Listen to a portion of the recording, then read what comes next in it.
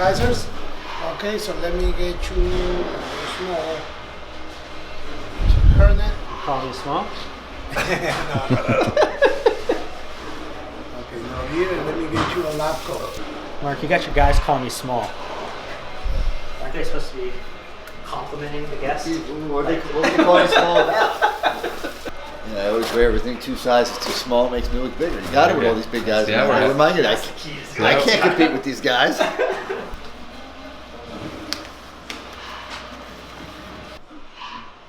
Okay. All right, guys. Take care. So this area here is still not a GMP area. You can still walk to this area. But we set the whole new facility up with all these windows now.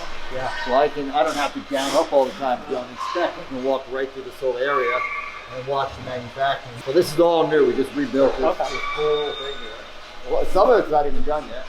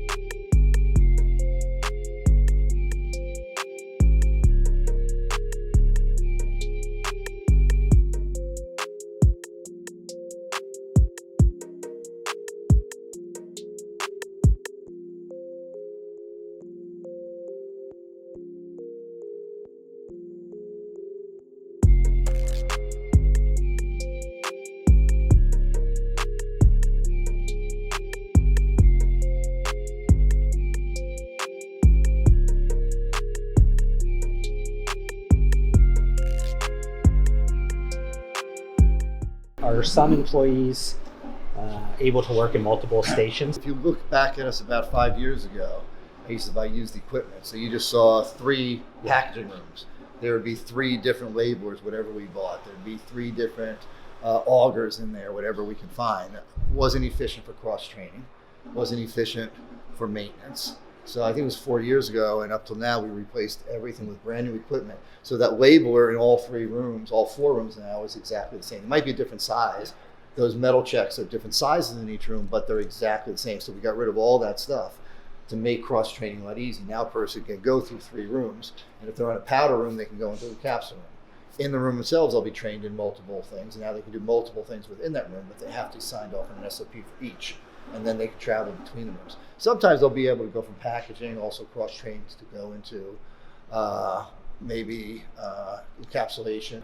So we'll cross-train between departments. There are a ton of different contract manufacturers, and they have to hire a lot of temps because of just the sometimes you get spikes in demand where, like, obviously you know the full scale of what's happening, so you know when there's going to be product launches or there's going to be you're pulling a marketing lever that you think is going to get 10% more sales. You can then hire up for that, where if you're doing 50 different brands and each one of those brands are pulling a bunch of different levers, all of a sudden you get 30% more growth out of nowhere, and you're like, where do I get the employees? That happens to us a lot now, because where we were at one point direct to consumer for, I don't know, 15, 17 years, we knew everything.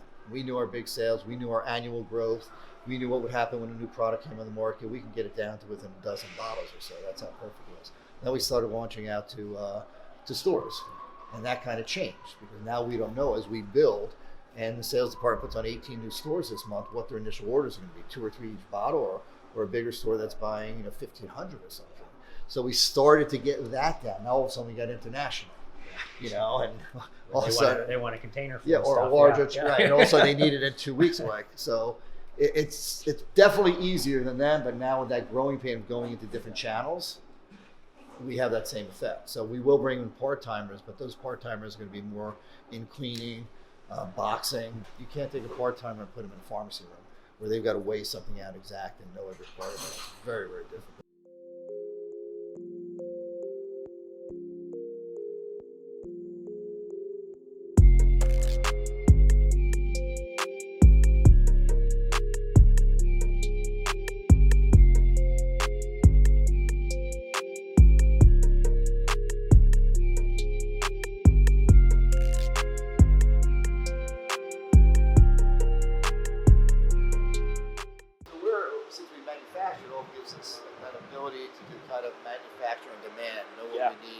So we can keep our product fresher. We're not overdoing a 6-month supply of protein. We're manufacturing protein as a need basis, so that's as fresh as possible when it goes out to our customer. The big thing, we're making the protein from our factory, having it on your doorstep days after it was made. Yeah, I think that's cool. I mean, you got bigger, but you still kept the original ethos of the brand. You've tried to bake in as much as possible to keep the core of the brand, even though you're growing, stay true to those core values of where you started, regardless of how big you get, and then you never really lose focus with those core customers, which is interesting because you said, you have a ton of customers that stayed with you for a long period of time. That's been consistent, even though you've grown over the last 20 years. Our customer, it's a hard story to tell, but once they understand it, they don't. I have customers. I have a customer that started us the first year still buying from us. We had a picture posted of this guy who was 90 years old. He had all these containers of protein, 10 feet wide, this high. He saved all the empty containers over 20 years. I wanted to buy them from him because it was labels I don't have anymore. The internet wasn't around like that. But it was labels over 20 years of protein labels, every different concept that he had saved. So our customer retention is just, it's insane. And it's because once they do try us out and they learn the story and they understand what we're doing here, and that's a big thing, like farm to table. Yeah. Now it's coming down to our issue. Where is this stuff made? Who's making it? I'm buying it in a store. Well, where's it coming from? Overseas, here or there. Our customers know, and they can tour here. This is open to the public. Oh, so you guys have, if they want to come in, they can come in. That's absolutely. Awesome. Yeah. We give anybody a tour. So customers can come in and see it.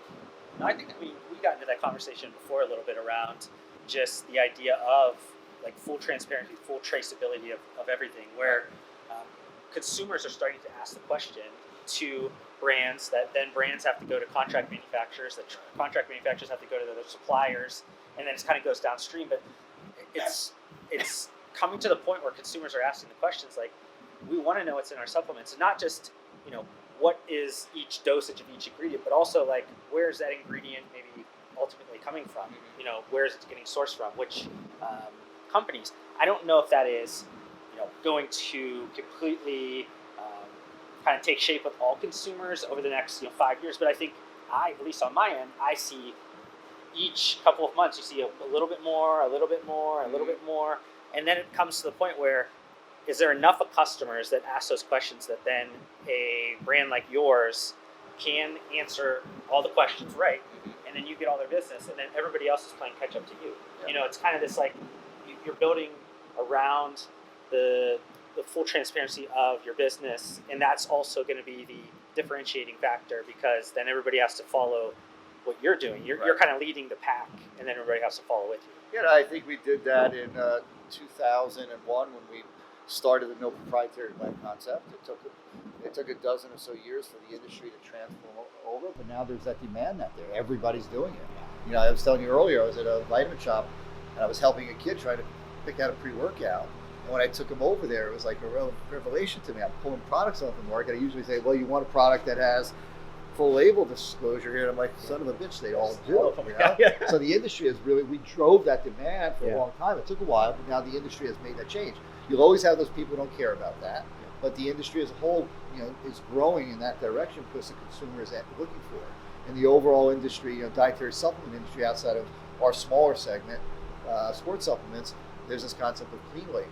And people are looking for a label that doesn't have all these chemicals in it, that you can understand everything that's disclosed, and the dosages, and things are non-GMO, and things, everything's coming together and it's easily understandable instead of having these words, that chemicals that you're adding that you don't even know what the hell they are.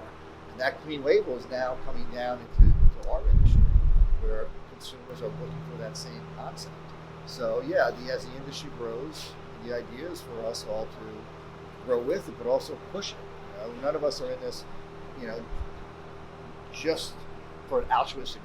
We're in there to build a business. I'm here to build it for my family, for all these people that have been with me 2 years, 10 years, 15 years. I want them to have great gain from it and get what they want out of life. So that's a big push for us. But there's also, when we step out of that and out of our business, it's an industry we're passionate about. It's an industry we love.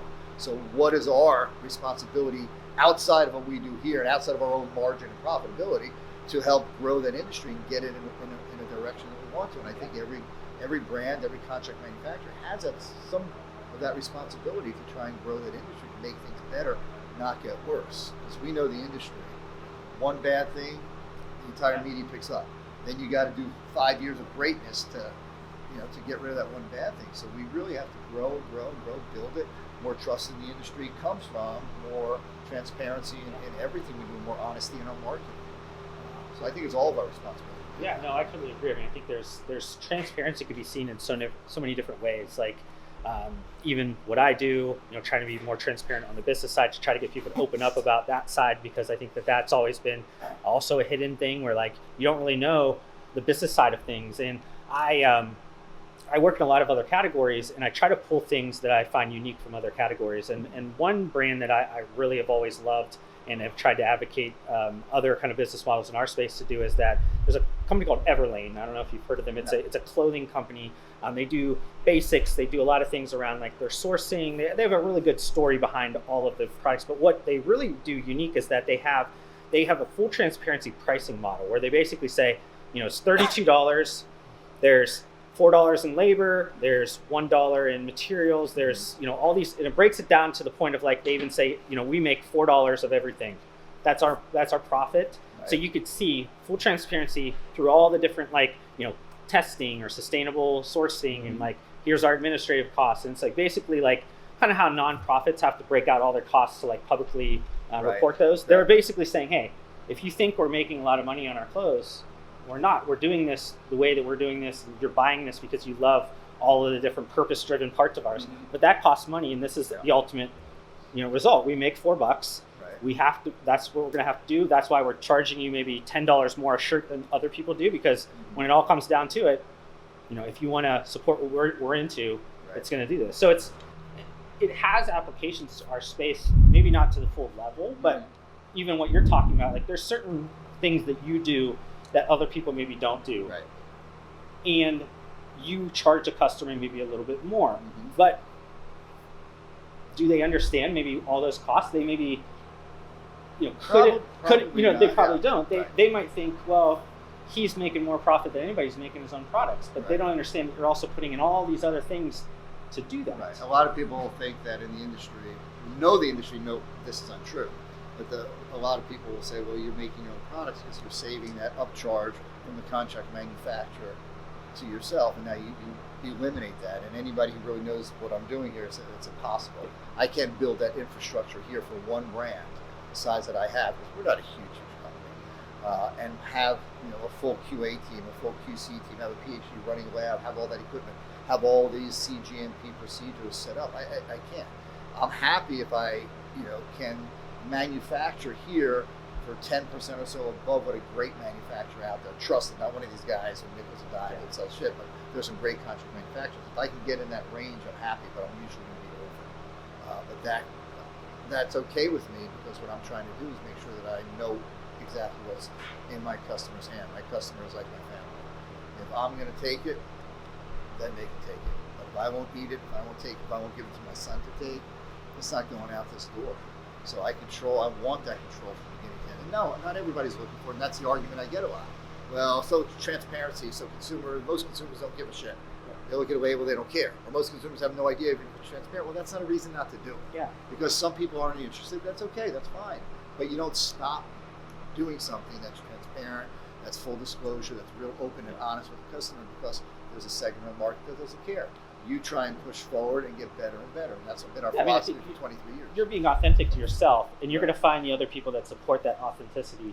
Those are the customers that you go all in on. You don't need to have all the customers. Your business, the point of running a successful business is to find your community, find your people that are like-minded to you, not to just try to appeal to everybody today. I mean, that'll make you bankrupt, but just a matter of trying to, acquire customers. Like, you have to really find who are my people, right, and go deep as possible with those people. The more transparent you get on those levels, and that's kind of the point of the Everlane thing, where like they're so transparent. Eventually, like, all the cards are on the table. Right. Are you going to match me or not? I'm showing you all my cards type of situation. And we say we were the first to do this years ago. That's not to say that people are coming behind us are copying, and no. We're proud of the fact that the industry has changed. I don't put those guys down. What's cool about it is it's kind of what you said, why you got into what you're doing, is trying to get transparency within the industry. So I have guys out there that are competitors of mine that we talk on a weekly basis. We share information. It's a $50 billion industry. I'm not grabbing all of that. It's not a zero-sum game. I grow more by working with a lot of these guys, and they can call me and I call them and we talk about stuff. I have a contract manufacturer who his staff can come in here without asking me. They have a permanent sign-in out there. They can come and walk the whole facility. They can call my guys up and get any information. We work that closely together to share information.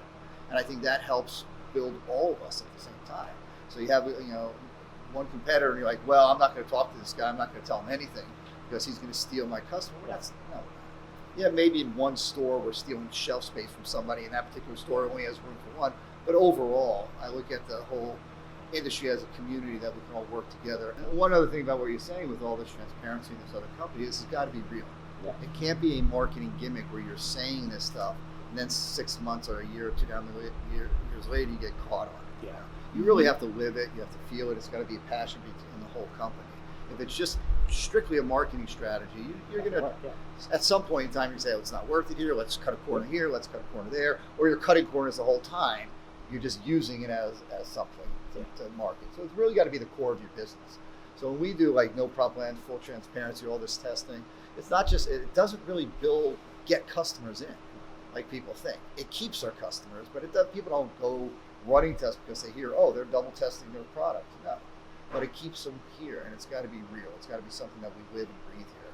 And that's what I'm proud about this group. But the thing I was thinking when we started the tour, you said if somebody doesn't sign off or just signs off without checking it right off the bat, you fire them. It's a lot of people might see that and think, wow, that's kind of harsh. But when you said that, I thought, yeah, that's the easy way to know this person is not the type of person I want around here. Like, if they do that, they're going to do it a ton of different ways, in different ways. And just that example, they're going to cut corners however possible. And I can't have somebody like that in my organization. I need to just cut them clean right off the bat, because I'm never going to be able to fully trust that they're going to be doing things the way that I need to be doing. And you can't have that as a threat. I mean, I tell you that, but it doesn't happen. Yeah. And people don't sit there signing it because there's a threat.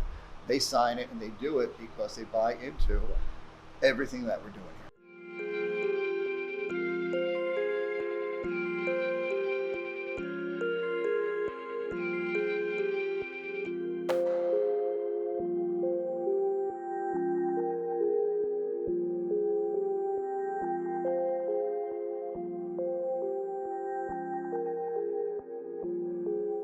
We know the ingredients coming in because we do all that double testing in-house and third-party testing of every single batch that comes in.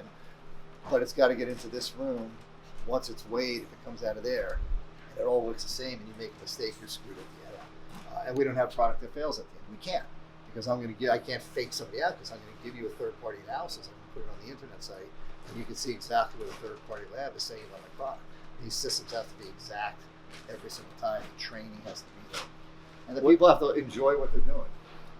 what do they say? Shit in, shit out. Like if you have like if you make a mistake on the beginning, like on my end, like if I make assumptions based on bad data, and then it doesn't matter what I kind of build past that point, it's going to be wrong because I started with a bad data set. Right. It's kind of like you're going to end up creating a solution that's It's wrong. Shit in, shit out, shit in the middle, shit out, shit anywhere, shit out. I mean, think about it. We talk about transparency and label and having full label disclosure. We talk about CGMP. All of it by itself means nothing. Yeah. You have let's say you have a really great contract manufacturer or GMP manufacturer, okay? And he does everything exact. He produces a perfect product by the label every time, no cross-contamination, nothing.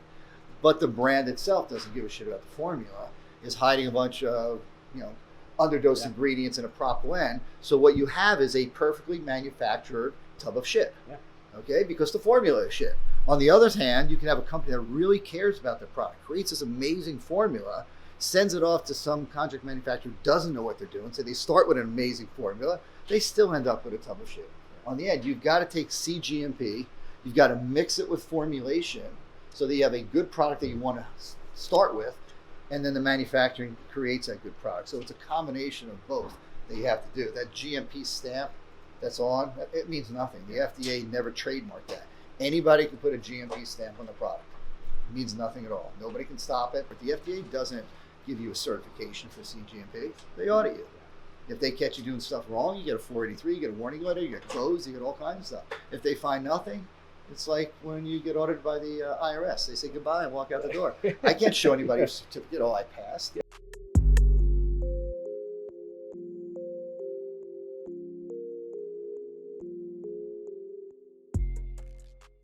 I always wish that people could smell the way that especially like just supplements, and sometimes even when I work at food and beverage, like just they all have unique smells to them depending on what type of products they do. Depends on the day that you can make it. Yeah, and it's like the smell-o-vision thing. I wish that like people have, because a lot of times it smells nice. Like it smells. I should do that for my next tours. Yeah. Like they prep a house and you're going to sell it. Yeah. It was that old Chevy Chase movie, I think it was, where they let the deer out of the cage, just they run across the wall on Christmas.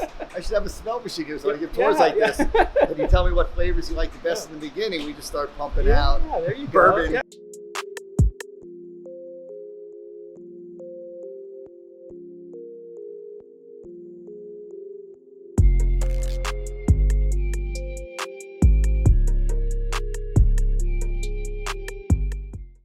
But I think, you're doing things the way that's true to you. Right. It might not be the most efficient or profit, like from a, if you're looking at it from a management consultant standpoint, walking in the door, maybe there's suggestions that would make sense based around, can you increase profitability? Mm-hmm. But that doesn't mean it's the right No, but I'm you. sure in a lot of ways there are ways that we can be helped and we can do that. And in some areas you have to weigh. Well, yeah, I can increase it here, but that changes. But then a consultant like you will have to understand that also, no, that's your customer base. You can't. You can save 8% there, but if you do, you're losing the quality that you're promising your customers. So it's I think that's what gets lost a lot of times. It's like what I do is very much individualized to the exact person I'm working with. Right. And sometimes it's variables that are easy to understand, resources, capitalization, things like that. But it's also like, what's the culture? What's the core values of the brand? Like, you can't create a solution set that's counter to things that are more qualitative that you're not going to see right off the bat from like a P&L standpoint. Where like, oh, this is going to save you an extra buck or something like that. Ultimately, could crush a brand, kill a brand. Like if make a suggestion that ultimately crushes the ethos of a brand or the culture of a brand, that would do way more than saying you're going to get a buck more out of profitability because this is the right X's and O's business 101 answer to the question. Yeah, if you come out of a Hyundai plant, you've been working for 2 years and go into Lamborghini or Ferrari and start to throw a lot of this stuff onto them, it's not going to work. I mean, I'm sure there are efficiencies that you can learn to run to that small batch handmade company, but you change that too much, you lose that customer base. Yeah. And when we rebrand NutraBio, we might be getting rid of all that. Yeah, we want to do textures and different stuff like. If it's brick and mortar and somebody's physically going into a store, they have different senses that they want to get spiked a little bit. When they're in there, if you pick up a bottle and they all kind of feel the same, and then you pick one up that feels different, that one might be that little extra thing to be the reason why somebody picks it up, because they might feel, oh, this feels premium. And it's this subconscious feels nice. too. You don't even think about it. Yeah, it's not really like anything that you have to say with language, it feels like it should be worth $1 more. This is why I want to pick this up. So it's they're interesting. walking, they're picking up products, and they grab. I'm like, whoa, Yeah. what is that? And that happened to me. That's why we started to get into this. Yeah. And things that we said years ago now it's a change. I mean, we used to do the cheapest possible label. We were direct to consumer only. We print a paper label, slap it on, save the money. And if you're going on a store shelf, you've got to differentiate yourself from 500 other brands right next to you that are all using bright colors. It's a tough game. Yeah, no, I mean, and that's why I kind of asked the question around like where's it going to be sold, because it's kind of this similar thing. If you're going to be direct to consumer only, then it's should the unboxing experience be where you're going to spend the money at, because you want somebody to share that online, and that helps amplify your story. If somebody opens it up and they have that Apple experience when they open that box and they're like, wow, this is really put together, and they show it on YouTube, that's just free marketing for you. You know what I mean? That's paying for all that cool stuff. We're in a similar way where if you're in a store and you can feel something, that might be that one thing where somebody picks it up or it doesn't. It might not be a shareable moment at that point, but it's also the point of like where they're purchasing it. It's that differentiation where it could happen a little bit. I mean, that's something like Ghost does really well on GNC. That's why they use some of those textures and layers and like it's just you want to try to stand out when somebody puts a product in somebody's hand. You're hoping that at least gives you a small fraction of a conversion percentage higher to justify that extra cost. And I think that what a lot of people miss in this industry, they just do the easiest thing. Right. Let's go straight to digital and let's use the same packaging everybody else uses because it's easy. We don't want to think about that. We want to think about our marketing. We want to think about what comprises inside of the product. We could care less what the vessel is, and that's the wrong way to look at it today because we're in that sea of sameness. You want to try to stand out wherever you can. Why be ordinary where you can be exceptional? We got into all the digital in-house printing and because we do the small batch. And in the old days, luckily you weren't here for that because you would have killed me. If I read a new good piece of research that said beta alanine should be 3.4, not 3.2, I would pull everything off my shelf. Ask them, I'll tell you. Throw every bottle. I couldn't wait. If I thought the research was good, I couldn't sell one more bottle. It'd all get thrown back in the blender, reformulated. We had 200 milligrams more. We'd rebottle and go out the door. It'd drive my people insane. Yeah. Absolutely insane. And we'd do it on a regular basis. I would just freak out, shut the lines down. And that's why we have digital, so I can make a quick change, redo the product line and make it better. So now I've been disciplined. I'm allowed to make changes and improve the product, but on the next run. Yeah. We're conditioned as consumers now that with our smartphones, like every single day you get an update on your Facebook app. It's like Facebook, 11 dash like it has all these we're used to daily updates, but the rest of the world hasn't worked in that way. So for you to constantly iterate the product and make it better, right. It's actually similar to how consumers think today. They think that it should be constantly updated. That's actually really, I never thought of that. The way we used to do it, thermofuel, V2, V3, V4, we just change that V number on it each time.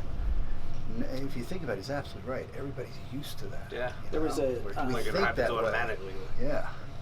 I need not just in purest, I need the 11 now. The 10 just came out.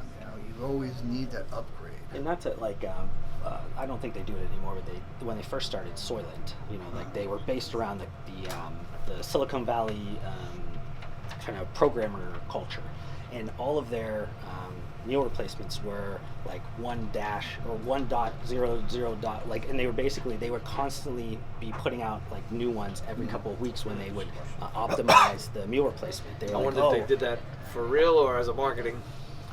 But it was one of those things where because they thought, well, our apps on our phones update all the time. We're programmers. We are doing this all day, always constantly, kind of upgrading. Why is our product that we're creating now for those people not following the same thing? And that's what they don't. I think now because they're so big from a revenue standpoint, they don't do that anymore. But that's how they started at the beginning. Was let's just do every couple of months a new update on it, and just basically continue to make it better as new information comes out, or as our users tell us they need certain things more, or they'd like certain things. You just kind of make it. Well, we could do that because since we do small batches.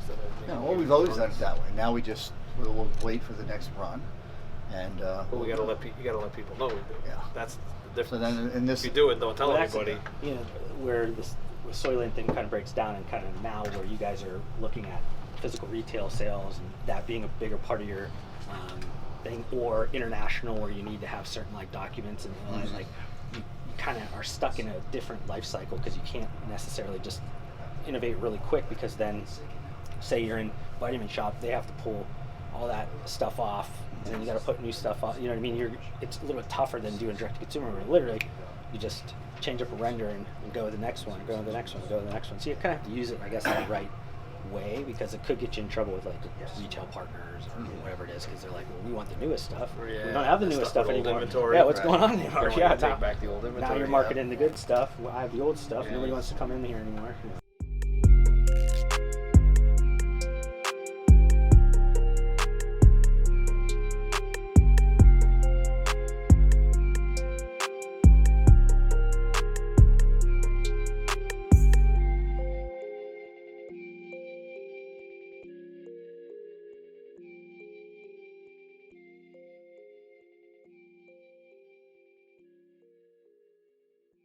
Thank you so much for watching this video. If you want to help support me, make sure you guys hit that thumbs up button on this video. If this is the first time you've been introduced to my videos, would love for you guys to be a part of my community by subscribing to my channel. I upload several videos just like this weekly. And if you guys want to connect further outside of this platform, I do include all of my social media links down below. I just want to thank you guys again for your time. Hopefully I gave you some value in return, and we'll see you guys on the next video.